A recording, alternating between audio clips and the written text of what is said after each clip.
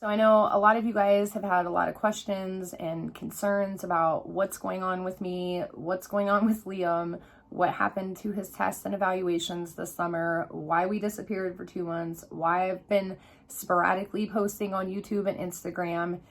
And I think I'm finally ready to sit down and tell you guys what's going on.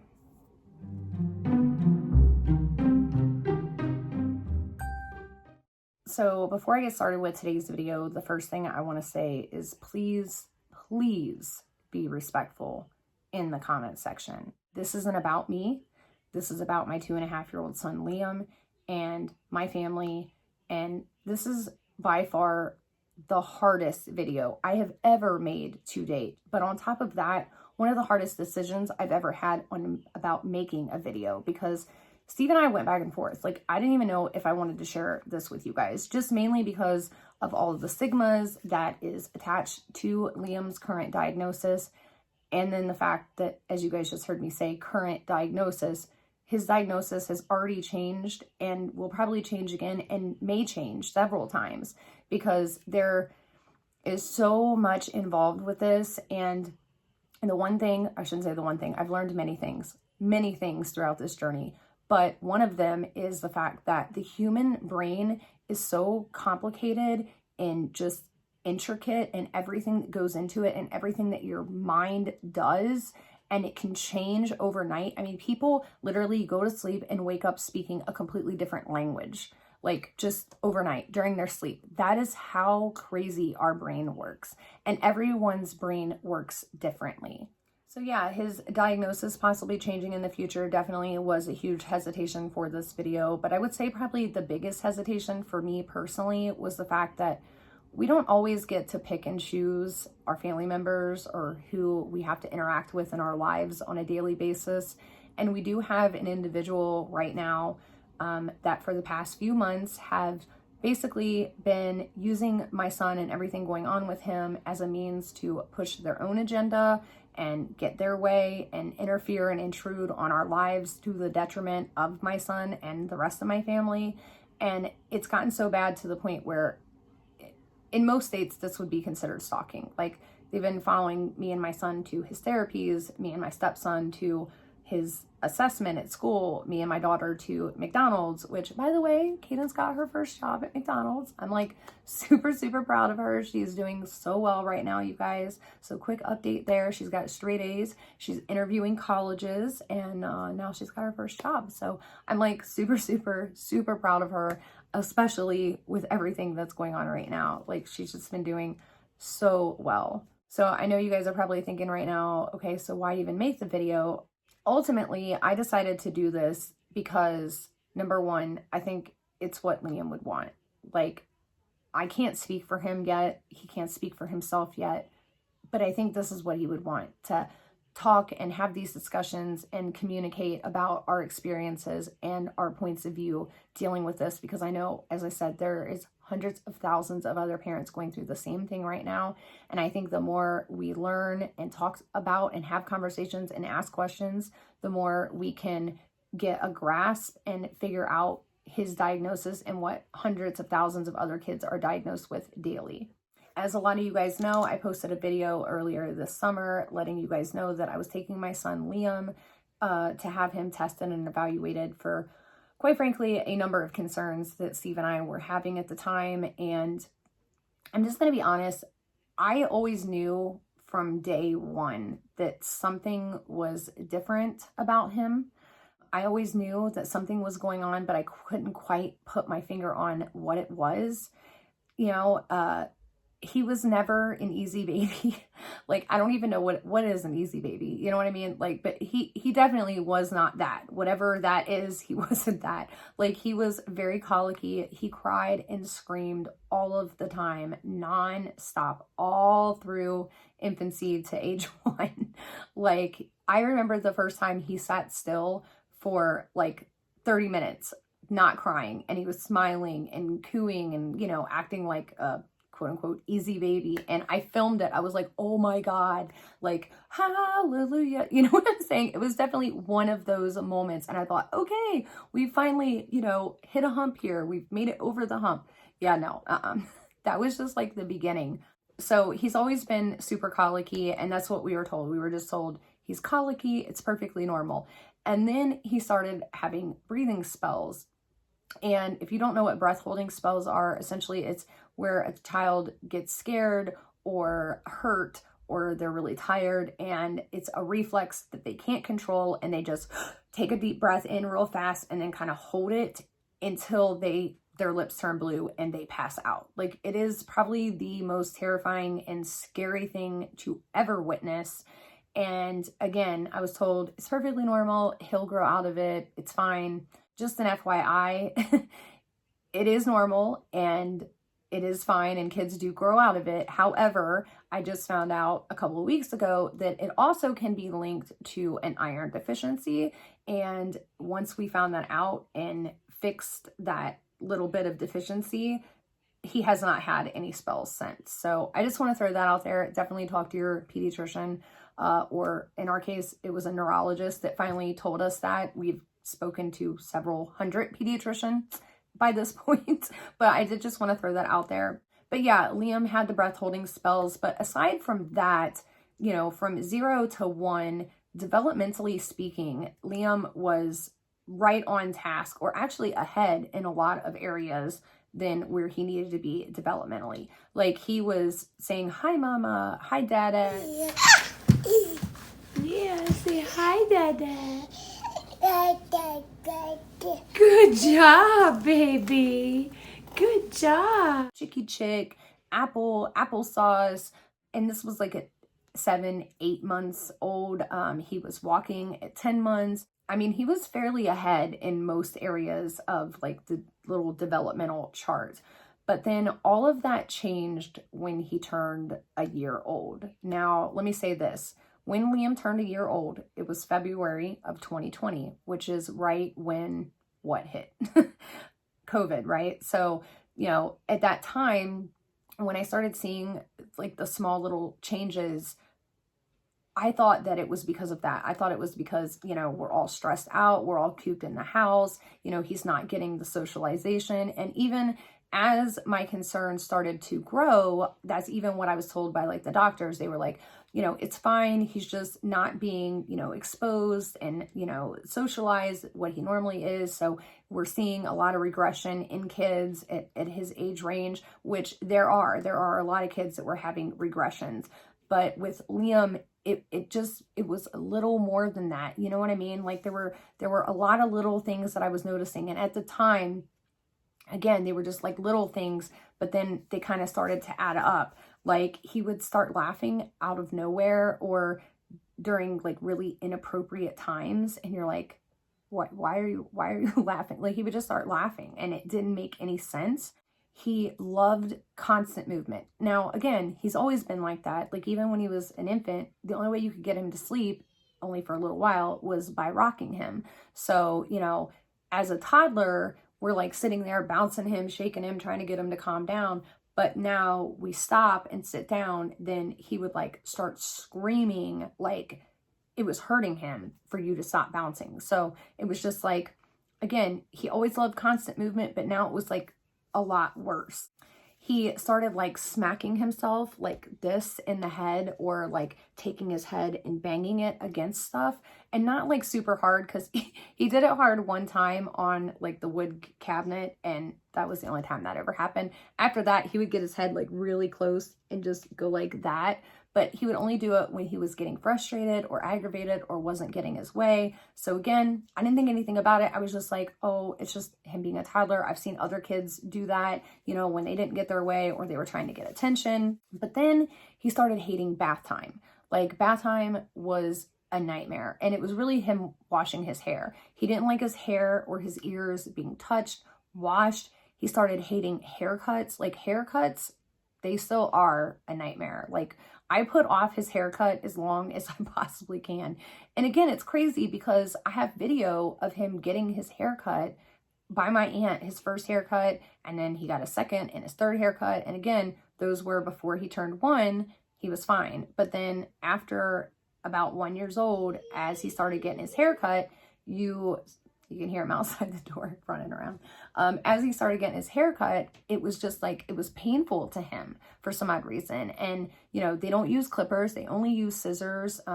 We tried clippers once. He's not having it. He can't stand the sound of it. He started getting really picky with his eating habits and his foods that he was eating, whereas he used to eat everything. Anything that we would eat, he would start eating. He had an absolute obsession with basketball, you guys. Like, we have basketball hoops everywhere. We have basketball hoops in the bathtub, in his room, in the playroom, in the living room, in his brother's room. We have them all over the house because he loved playing basketball. And he's really, really good, like insanely good. Like, he could catch the ball and toss it and throw it in at a year old. Like, I remember his babysitter like sent me a video and they're like, oh my God, he's going to be like the next Michael Jordan. I'm like, it's crazy how good he was. You know what I mean? And so I just thought, because I play basketball and I like ate, breathe, sleep, everything basketball when I was growing up, and I was like a state champion, and, you know, I was the point guard. I loved it. So I just assumed, oh, he's got the basketball gene. You know, he just loves playing basketball. And then he stopped looking at you when you called his name. He stopped turning around. Like, you could say his name 100 times. You could make a loud noise. It didn't matter. He stopped turning and looking. He started hiding under or behind things. Like, he hides under his bed. He would start digging his head like an ostrich in the couch or under his pillows, or pull his pillow up over top of him. And, you know, I thought, again, that something was wrong with his hearing, or maybe he was tongue-tied, or something was going on like with his head. And that's what I kept saying. And again, everybody just kept telling me, oh, no, he's a boy. Boys develop differently. It's fine to see a regression. But then he stopped talking. He stopped saying things like applesauce and mama and dada. And instead of talking, he would take us by the hand and, you know, walk us over and put our hand on whatever it is that he was wanting. If he wanted juice, instead of saying juice, he would take our hand and put, you know, and so people were like, oh, well, you know, he's just getting lazy again. He's not being socialized out because of everything with COVID. It's perfectly normal. So finally, I had enough, and I took him to a new doctor, a new pediatrician, as you guys know. And I was just like, something is going on.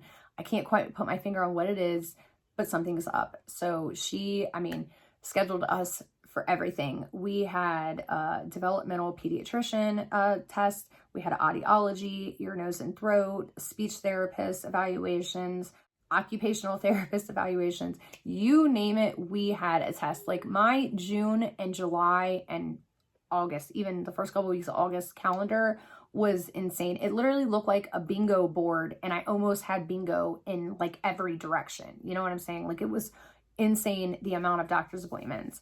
And ultimately on July 29th, we got a diagnosis of autism level 3.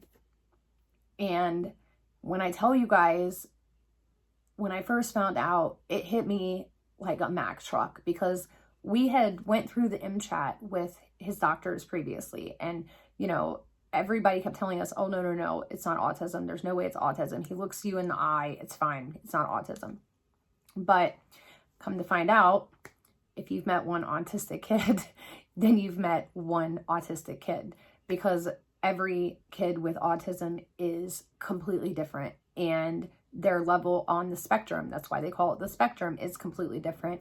And on top of that, I also found out that autism now is like an umbrella for a lot of developmental disorders. So you could have Asperger's, and that is now no longer called Asperger's, it is called autism. So I'm going to be honest, when we found out, especially me, the mom guilt was unreal. It still is. I still have my days. I definitely went through a grieving process for sure.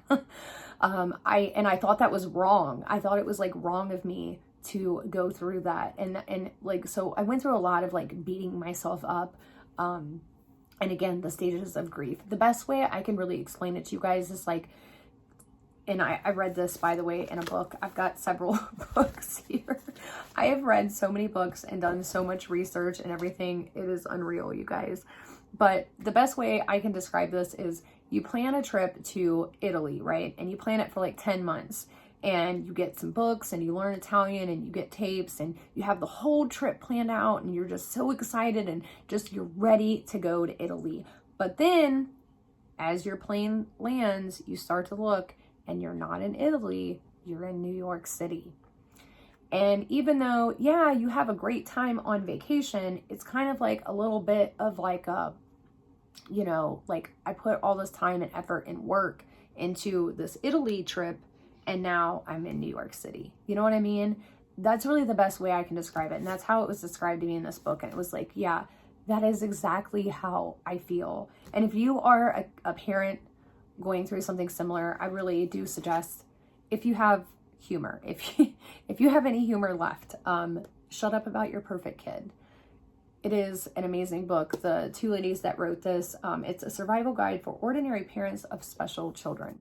So this book is basically about two moms, and they are basically navigating diagnoses of different developmental disabilities. One of them, her daughter has Asperger's, and the other one, her daughter was diagnosed, I think, with manic bipolar depression disorder.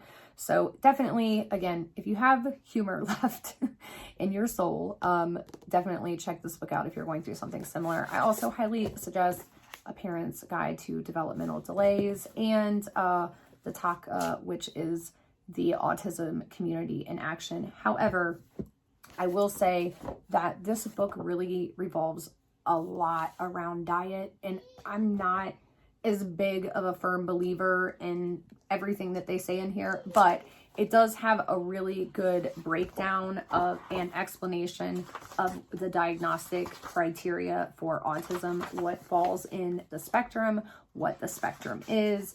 And one thing I will say is, you know, you hear a lot, your child just thinks differently. They're perfectly normal. Their mind just works differently, but they don't explain to you how exactly their mind works differently. So let me explain it. And I'm just gonna like put this in my terms, okay? So these aren't scientific terms by any means, but basically when you are born with overabundant amount of neurons, okay? And so as you use them and as they like create synapses and connections, you know, the extra ones kind of die off and disappear.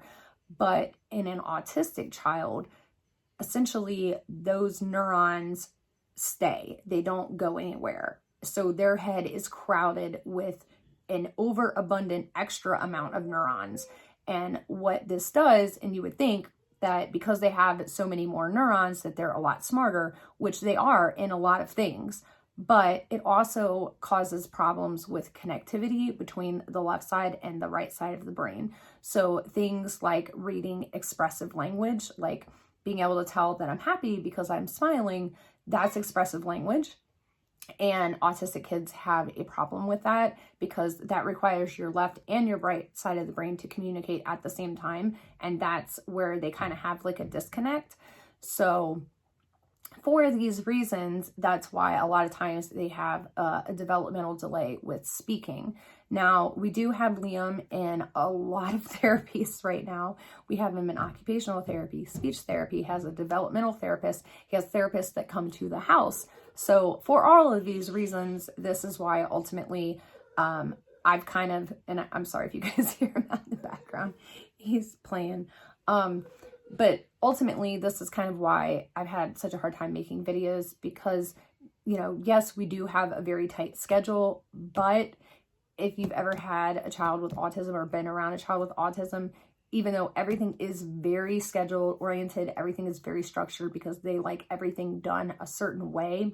If there is an upset to their schedule, they are upset for the rest of the day. They also don't sleep very well.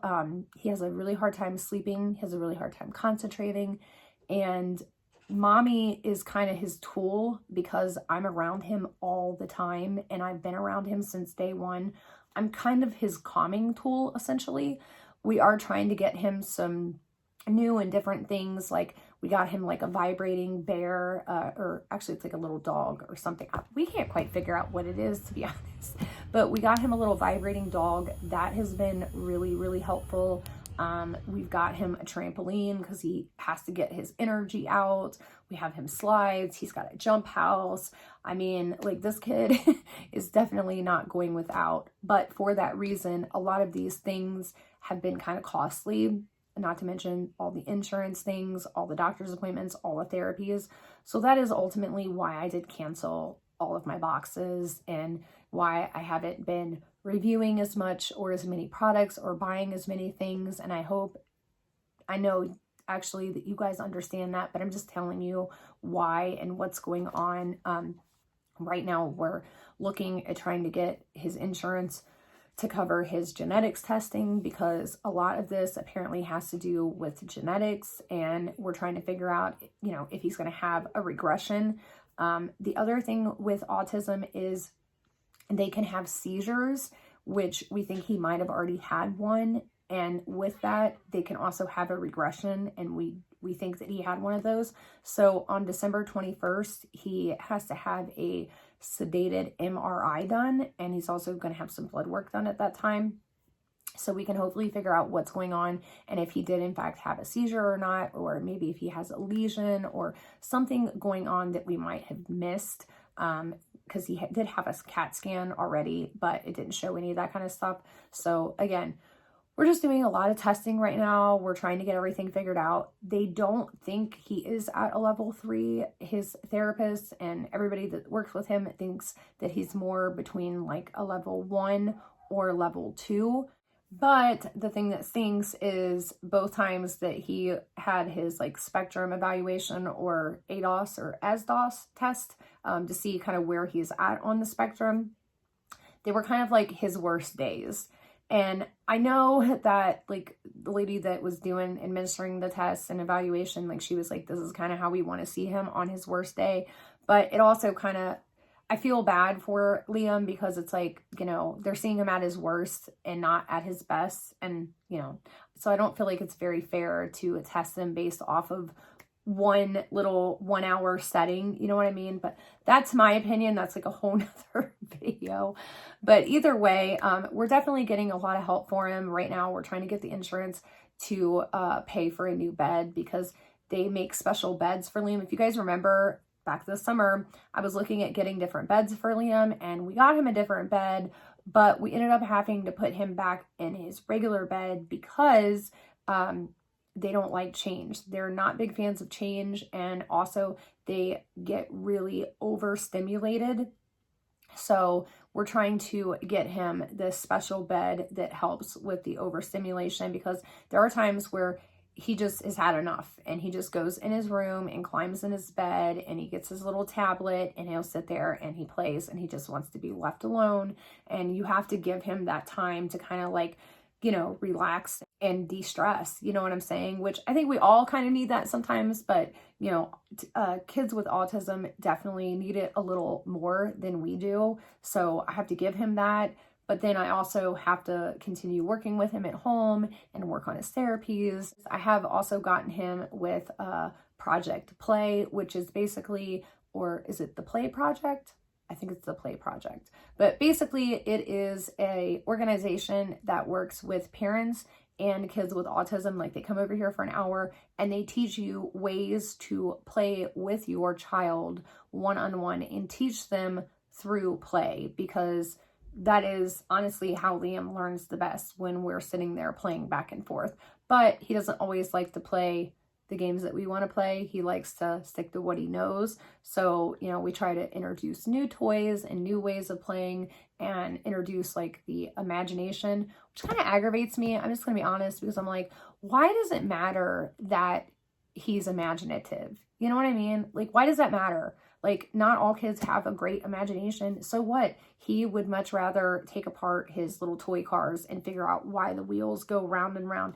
I would much rather him learn to take apart a toy car than play Superman or Spider-Man and jump off the furniture. You know what I'm saying? Like, I just feel like imagination play, like, why are we putting so much weight on whether or not a kid has imagination play? I don't know. I'm venting right now. But either way. So yeah, there's a lot of stuff going on with that stuff. And then also he is going to be starting school here soon, you guys, which I'm so happy. It has been, you guys don't even know, a fight to get him into some kind of daycare or school because of his diagnosis, and even before his diagnosis because of him having the breathing spells, which, by the way, as I said, I met with a neurologist, and we have those finally under control, which I can't even tell you how happy that makes me. Like, you guys just have no idea how easier it is to not have to deal with, oh no, you're going to upset him and he's going to have a spell. You know what I mean? So we're definitely have a lot more answers. Things are definitely getting a lot better, but in that, it's so like, you know, you're not sure. Like, I will plan to film, you guys, and then Liam will have a bad day and he just wants to sit there with mom, and I have to sit there with him. I can't be like, oh no, mommy's got to work, you know, like he doesn't understand that. You know what I'm saying? He just understands, I need comfort time with mom. I need it now. And I have to give it to him. I have to stop what I'm doing and give it to him.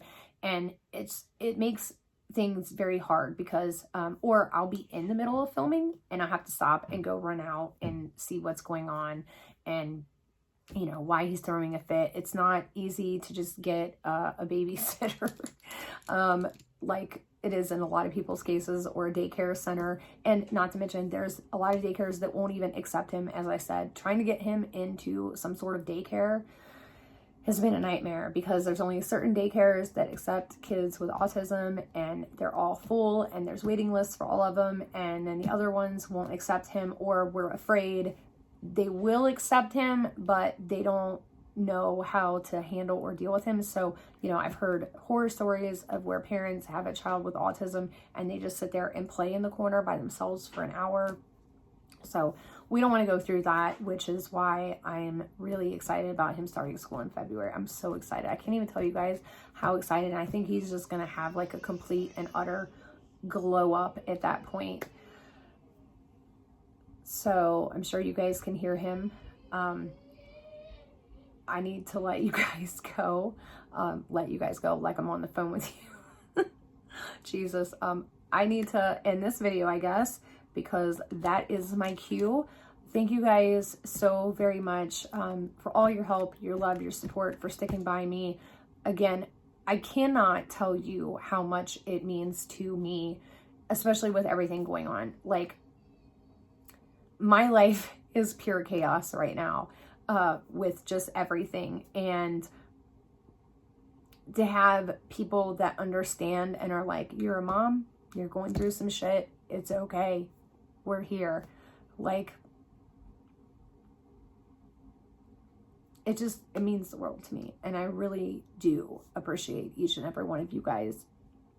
And before I start crying, I am going to get off here. Again, thank you very, very much. And I will see you guys very soon, because I have a lot of things planned for December. And the kids only have school for a couple of weeks. Well, actually, Kaden's only has school for like a week and a half because she's got exams. So I should be able to get a bunch of filming done, and I'm very excited for it. So I will see you very, very soon.